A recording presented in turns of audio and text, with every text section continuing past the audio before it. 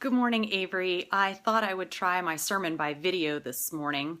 Before I went in the hospital last week, I already kind of had some sermons over the next month sketched out, and it seemed like kind of a shame to let those go to waste. So thought we'd try this today. I want to thank Kara Thomas for helping me figure out how to do this and making it happen. Also want to tell you that this is a pretty amateur production, propped up on comforters in a room in the parsonage, and my phone is propped up on a little stool in front of me, so it may very well be possible that the phone will ring while I'm doing this, or someone is going to come in missing a sock, so we'll just do the best we can do. I want to say thank God for nurses. Last Friday night when I was in the hospital and the pain medication for my procedure was wearing off, it was time for me to have new medication, and so they gave me morphine in my IV. And I had a pretty negative reaction to the morphine injection.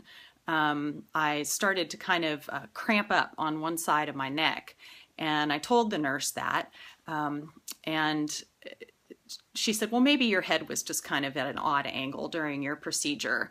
And I thought maybe that was right. But then the other side of my neck started cramping up, and it occurred to me that I probably needed to tell her that, so I did. And then my calves started feeling really strange, and I told her, and then I told her that my chest and my throat were starting to get a little bit tight.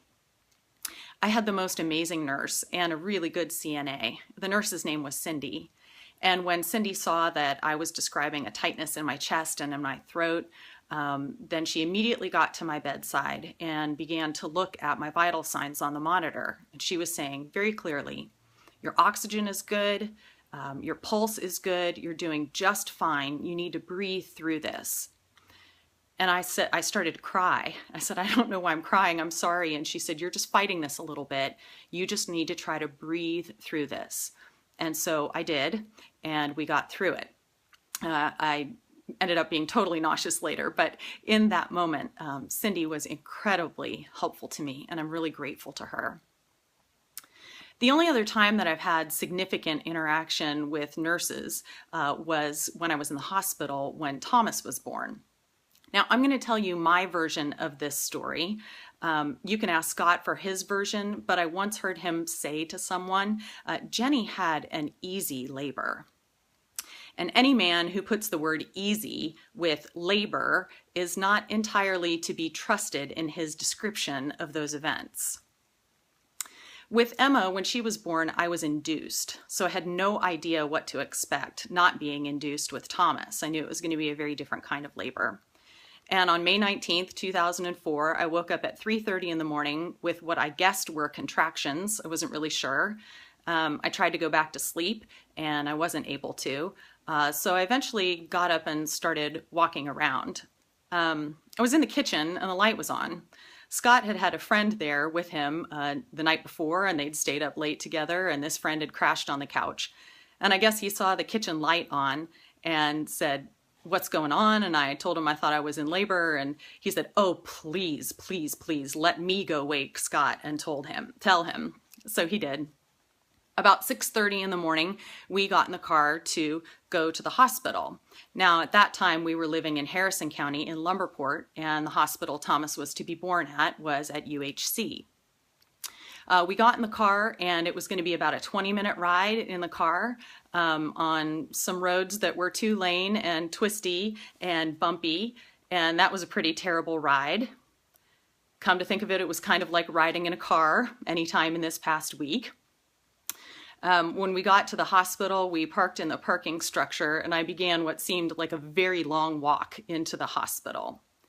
Now, my profile was significantly different when I was pregnant. You wouldn't be able to tell it now to look at my kids, but I had very, very big babies. There was no doubt that I was 9 months pregnant. And I would walk a few steps and have to breathe deeply, and walk a few steps and have to breathe deeply. And at one point, I rested my head up against the pillar outside of the hospital. And some passerby looked at me and sort of clucked her tongue and said, oh, morning sickness. And I thought, lady, I'm 9 months pregnant. This is not morning sickness. My tolerance level was a little low for that kind of thing. We got up onto the maternity ward, and just to give you a little framework for the next part of the story, we got to the ward about 5 minutes of 7, and Thomas was born at 7:40. So when you hear the next part of the story, you'll understand the urgency. I got to the ward, and one of the nurses gave me a gown to put on and told me I needed to put it on. But I was having contractions still and trying to breathe through them, and putting a gown on just wasn't on my agenda. So a nurse came into the room with a wheelchair and told me really firmly, and in a kind of a cranky way, you need to get that gown on and get in this chair. I eventually did. I didn't really appreciate her attitude, but we did get to the labor room, and everything was happening so fast. I don't know how many people were in the room, but everybody was talking. It was loud, and I kind of had tunnel vision, and I couldn't see anything, and they were all giving me directions at the same time. Now, Scott was there by my side, and he was holding my hand. Now, at some point, you should ask Scott what the partner's job is when a woman is going through childbirth. He will tell you that they have absolutely no function whatsoever except to repeat what the medical personnel are saying. Things like, "Oh, good job. Yes, that you're doing a very good job."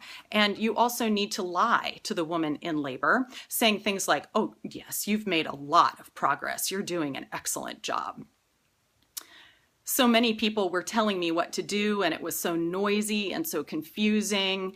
And then Wendy. God love her. Wendy was the labor nurse who made all the difference in the world. She got right in my face and very directly but gently gave me the instructions that I needed to hear. Other people were saying things like, "Scoot down," or "Move this way," or "Hold on," and she'd say, "Move 2 inches to your left." Or people would say, "Hold on," and she'd say, "Stop pushing." She was clear and direct, but gentle. And throughout that process, I came very much to depend on Wendy. My husband was right there, but really, it was all about Wendy. At one point during the labor, Wendy walked away, and I think maybe she just moved to another part of the room to make notes, but suddenly I felt like I was without my guide, and I looked at her and I kind of whimpered, "Wendy!" I mean, I felt like sort of a woman now looking back on it in some Victorian saga, like, "Oh, Wendy, where have you gone?" Scott said he felt a little useless at that point when I was looking for Wendy.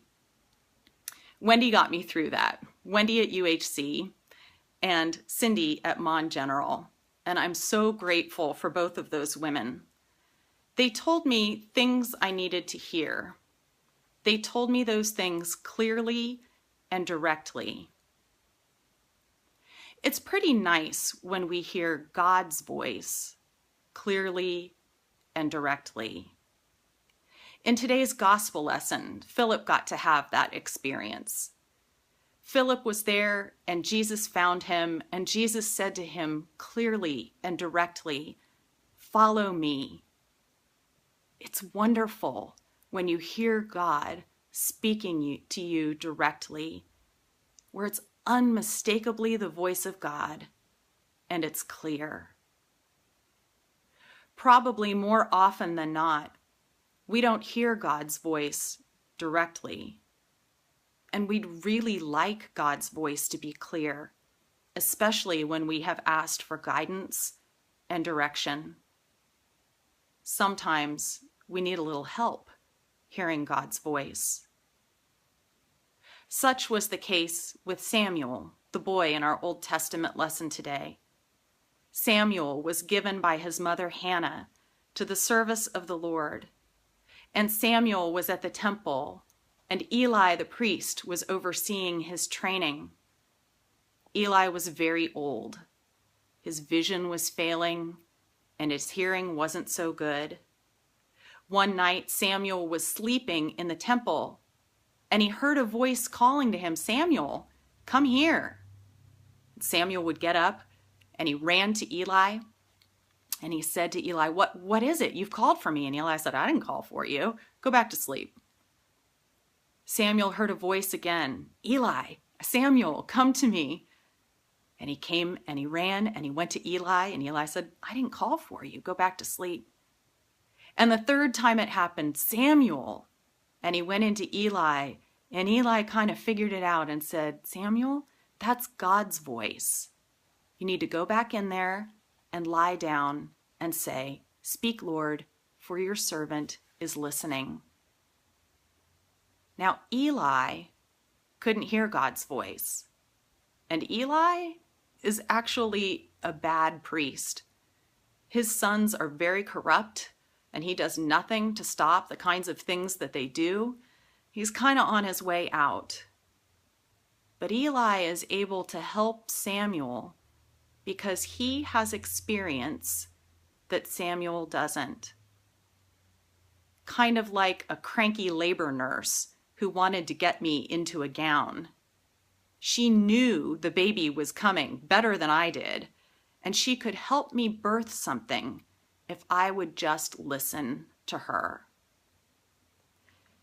Eli may not have been on the cutting edge or a stellar example of discipleship, but he could help Samuel hear God and help him birth something too.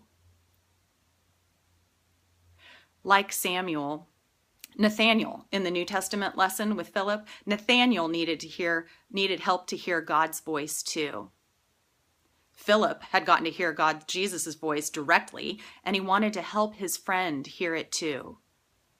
And so he went and found his friend and told him, Come, you have to see what I see. Nathaniel met that remark with skepticism. He said, That guy Jesus, he came from Nazareth. Can anything good come from Nazareth? And Philip said, Come and see.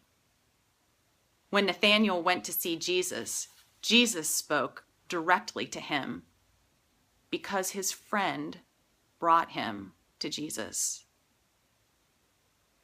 We want to hear God's voice, and sometimes God's voice is direct and clear, but sometimes it's not, and we need help from our friends to hear it. So thank God for Cindy and Wendy, and thank God for Philip and for Eli, and thank God for the opportunity to turn to strangers and friends who will help us hear God's voice. In the name of the Father, and the Son, and the Holy Spirit. Amen.